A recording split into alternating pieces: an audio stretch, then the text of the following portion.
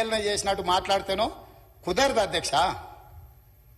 కాబట్టి ఈరోజు అంతెందుకు అధ్యక్ష, నేను సూటిగా ఒక మాట ఈ వేదిక మీద నుంచి చంద్రశేఖరరావు గారిని, రామారావు గారిని అడుగుతున్నా. ఇప్పుడు గజ్వేల్కు మిషన్ భగీరథలు నీళ్లు ఇచ్చిండని అధ్యక్ష అన్నాడుగా అధ్యక్ష. నేను ఇవాళ సవాల్ చేస్తున్న అధ్యక్ష, శ్రీపాద ఎల్లంపల్లి నుంచి హైదరాబాద్ కు తీసుకొస్తున్న మెయిన్ ట్రంక్ లైన్ కు బొక్క కొట్టి కాంగ్రెస్ వేసిన ట్రంక్ లైన్ నుంచి గజ్వేల్ కు తాగనిక నీళ్లు ఇచ్చింది అధ్యక్ష. ఇప్పుడు ఓదంపా నేను చూపిస్తా.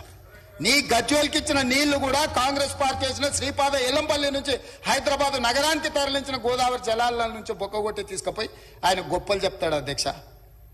ఈ గొప్పలని ఎవడైతే అధ్యక్ష వాళ్ళ భజన చేసేటోళ్ళకో లేకపోతే వాళ్ళ బానిసలకో చెప్పాలి. మాకేంది అధ్యక్ష చెప్పేది? నేనేందంటే సచ్చినపావుని ఏముంది సంపనిక కూటని, కానీ సచ్చినపావని నేను పట్టించుకుంటలేను. కాకపోతే ఏమవుతుందంటే అబద్ధాలు అడ్డగోలుగా మాట్లాడి దాన్ని ఏదో నమ్మించాలనే ప్రయత్నం చేస్తున్నారు అధ్యక్ష. అందుకే ఇవాళ దానం నాగేందర్ గారు మాట్లాడినారు అధ్యక్ష. 30 ఏండ్ల నుంచి వారు ప్రజాప్రతినిధి, నాకు తెలిసి మీకు కూడా తెలుసు. ఈ నగరంలో ప్రతి సందు తెలిసినోడు, నగరంలో ప్రతి సమస్య తెలిసినోడు, ఈ నగరం నుంచి మంత్రిగా పనిచేసినోడు, పార్టీ అధ్యక్షుడిగా పనిచేసినోడు, జాతీయ స్థాయిలో ఈ నగరానికి ఏం అవసరం ఉందో గుర్తించినోడు. మీరు అవకాశం ఇచ్చారు, ఆయన మాట్లాడితే తప్పేముంది అధ్యక్ష? ఈ సభలో ఏ సభ్యుడైనా తమరు అనుమతి ఇచ్చినప్పుడు తమ ప్రాంతానికి సంబంధించిన సమస్యల మీద మాట్లాడతారు అధ్యక్ష.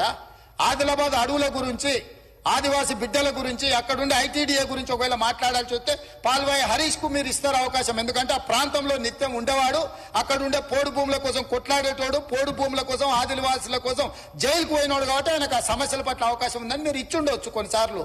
అది మీ విచక్షణ అధికారం. మీ అధికారాన్ని ప్రశ్నించే అధికారం ఎవరికి లేదు అధ్యక్ష.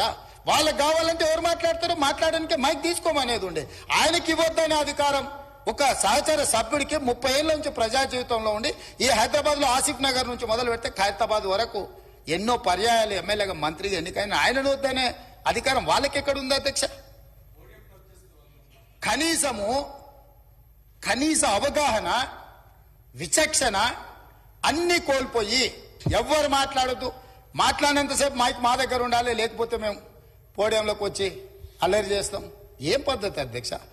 మేము కూడా ఓపికగా చూస్తున్నాం అధ్యక్ష. నాకు కూడా తెలుసా అధ్యక్ష ఈ సభలో ఏం జరిగిందో.